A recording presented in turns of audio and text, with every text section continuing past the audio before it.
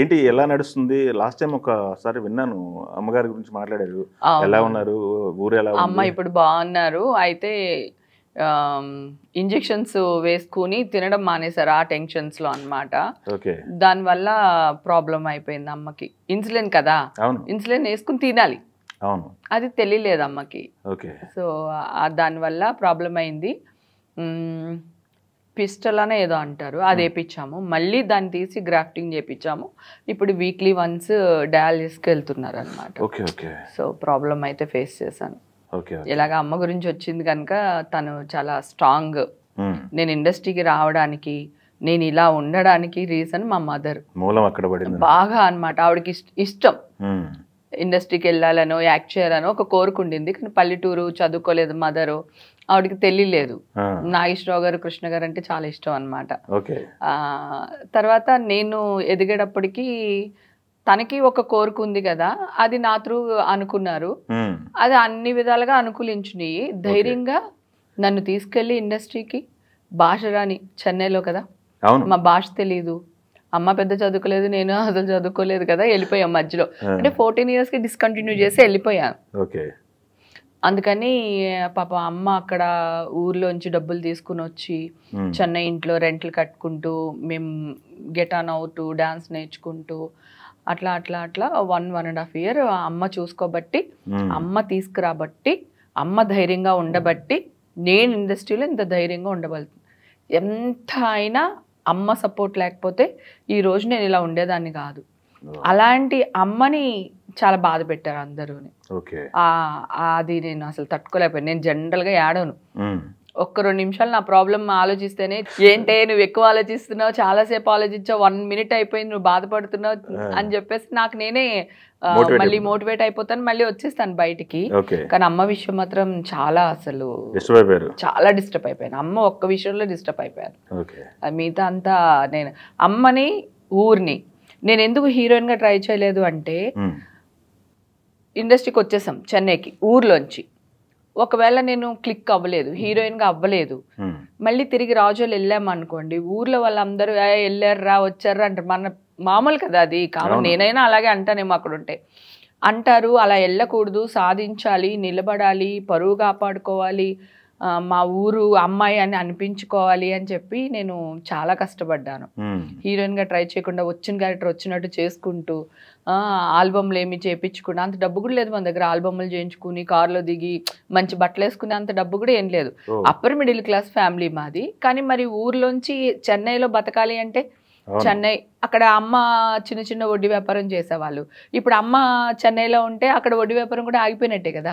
ఉన్నది తెచ్చుకోవడం, తినడం. అలాగా 1 yearలో నాకు మంచి మంచి ఛాన్సెస్ వచ్చినాయి. వచ్చిన ప్రతి ఛాన్స్ యూజ్ చేసుకున్నాను, బాగా యాక్ట్ చేశాను, పేరు తెచ్చుకున్నాను. మా ఊర్లో మా అమ్మాయి, మా రాజోళ్ళ అమ్మాయిని పిలిపించుకున్నాను, చెప్పించుకున్నాను.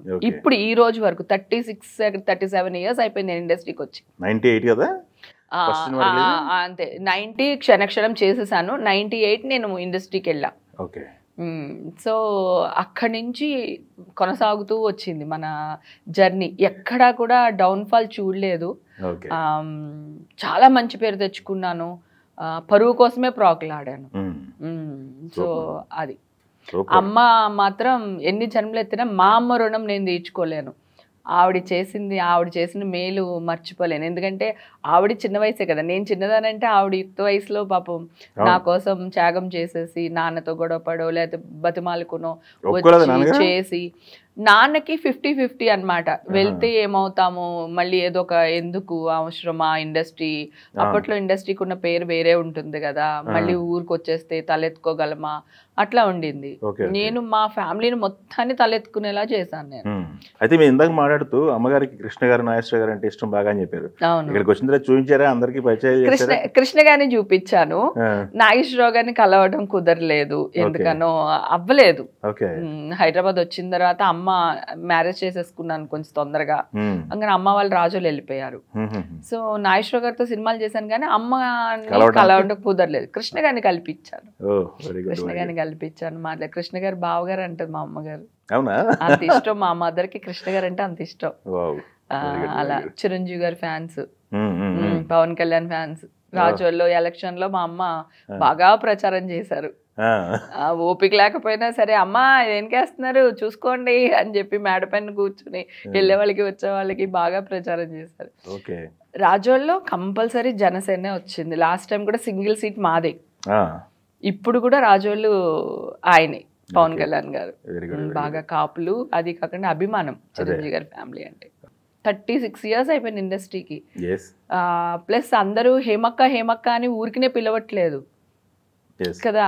ఎంత తెచ్చుకుంటే ఎంత కష్టపడి ఉంటాను ఈ పేరు తెచ్చుకోవడానికి, పరువు కాపాడుకోవడానికి కదా. ఎంత కష్టపడి ఉంటే, ఎన్ని రోజులు నిద్రపోయి ఉండను, ఎన్ని రోజులు అన్నం తినకుండా ఉండుంటాను నా ఫ్యామిలీని కాపాడుకోవడానికి, నన్ను నేను కాపాడుకోవడానికి.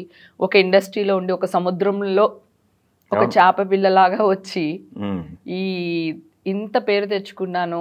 అందరికి మా అమ్మాయి, నా కూతురు, మా అక్క, మా చెల్లి అని అనిపించుకున్నానంటే ఇది రాత్రికి రాత్రి వచ్చింది కాదు. నా కష్టం దీని వెనకాల చాలా ఉంది. మా మదర్ కష్టం కూడా చాలా ఉంది. జనరల్ గా నేను అదే చెప్పాలనుకున్నాను. నేను ఎప్పుడో 15 years క్రితం ఒక ఇంటర్వ్యూలో చెప్పాను, 200 above పిక్చర్స్ అయిపోయి ఉంటాయండి అని చెప్పాను. ఇప్పటికి కూడా అదే చేస్తున్నారు. నియర్లీ చాలా 100 సినిమాలు అయిపోయినాయి. నేను ఎక్కువ చేసింది సెకండ్ ఇంటర్వ్యూలోనే ఎక్కువ చేశాను సినిమాలు. సో వాళ్ళది ఇంకా ఇంటర్నెట్లో అదే పెట్టారు, ఏంటి వికీపీడియా వాళ్ళది. అది ఇందాక నేను మొదలు పెడుతూ అయ్యో ఎందుకన్నానంటే నా పాస్పోర్టు, నా ఆధార్ కార్డు అవన్నీ తీసుకొచ్చి చూపిద్దాం అనుకున్నా. మా హస్బెండ్ డేట్ ఆఫ్ బర్త్ 67 అయింది యాక్చువల్గా. నాది 72 డేట్ ఆఫ్ బర్త్. ఓకే, వాళ్ళు నా హస్బెండ్ డేట్ ఆఫ్ బర్త్ నాకు వేసేసారు. ఎవరైనా ఆడవాళ్ళు 4-5 సంవత్సరాలు నొక్కేద్దాం అనుకుంటారు. మహాన్ బావ చాలా ఇంటర్వ్యూలో చెప్తున్నాను, కొంచెం మార్చండి. Date of birth me husband?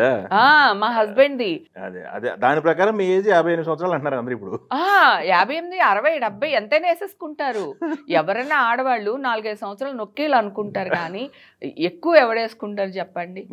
అసలు అంటే మీరు చెప్పిన ఆ దాంట్లో అన్ని జెన్యూన్ విషయాలు ఉంటాయి కదా. వాళ్ళు వేస్తే నిజం అని నమ్మి నేను ఇంటర్వ్యూకి వస్తే కూడా చాలా మంది కొత్త అమ్మాయిలు అయితే దాన్ని ఫాలో అవుతారు. అక్క మీరు ఇది చేశారంట, అది చేశారంట అని. వాళ్ళు కూడా నా మీద అన్యాయమే చేశారు.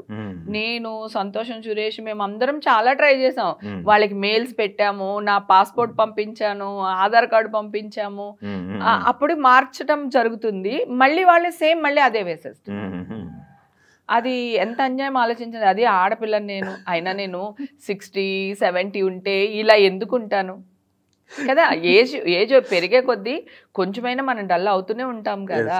70 ఏళ్ళకు కూడా ఇప్పుడు మన పెద్దళ్ళు ఉన్నారు, మెట్లు ఎక్కుతున్నప్పుడు దిగుతున్నప్పుడు స్టేజ్ల మీద తెలియట్లేదా వాళ్ళ ఏజ్ గానీ, అది తెలుస్తుంది కదా. అది చాలా బాధాకరం నాకు. ఇప్పుడు ఈ టాపిక్ తీశారు కాబట్టి ఆడియన్స్ అంతా డౌట్ ఉంటుంది, అసలు ఎంత డౌట్ ఉంటుంది. 72 నా డేట్ ఆఫ్ బర్త్ 72. నేను పుట్టింది 72లో. ఓకే, పోనీ ఆ విధంగా చూసుకుంటే ఇప్పుడు 50, 52 ఏదో ఉంటుంది. దాంట్లో నేను 48 చెప్పాలనుకుంటాను బేసిక్ గా. మేము నొక్కేస్తాం కదా, కానీ వీళ్ళది అంత ఏజ్, అంత ఎలాగ అబద్ధాలు ఆడేయడం ఏంటి ఒక మీడియా వాళ్ళు. అది అమ్మో, నాకు ఆ మీడియా అంటేనే తలుచుకుంటేనే అసలు ఆది పరాశక్తి ఆవాహయామి అన్నట్టు ఉంటుంది. మీడియా మిమ్మల్ని అలా చేసిందా, మీరు మీడియా వాళ్ళు అలా అయిపోయారా ఏంటి అనేది? నేనే మీడియా వల్ల అలా అయిపోయాను. డేట్ ఆఫ్ బర్త్ మార్చేసా సార్, అదొక అన్యాయమా?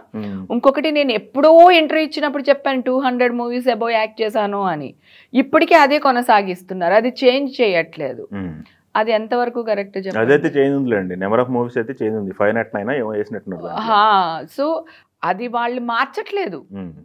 ఓకే, అక్కడ మీకు అన్యాయం జరిగింది అయితే. అక్కడ ఫస్టే అన్యాయం జరిగిపోయింది. వికీపీడియా వాళ్ళకి నమస్కారం అండి. నా పేరు హేమ, మీకు తెలుసు. నా ఏజ్ మీరు వేసిన ఏజ్ కాదండి, అది మా హస్బెండ్ డేట్ ఆఫ్ బర్త్ వేసేసారు 67 అని. నేను 72 అండి.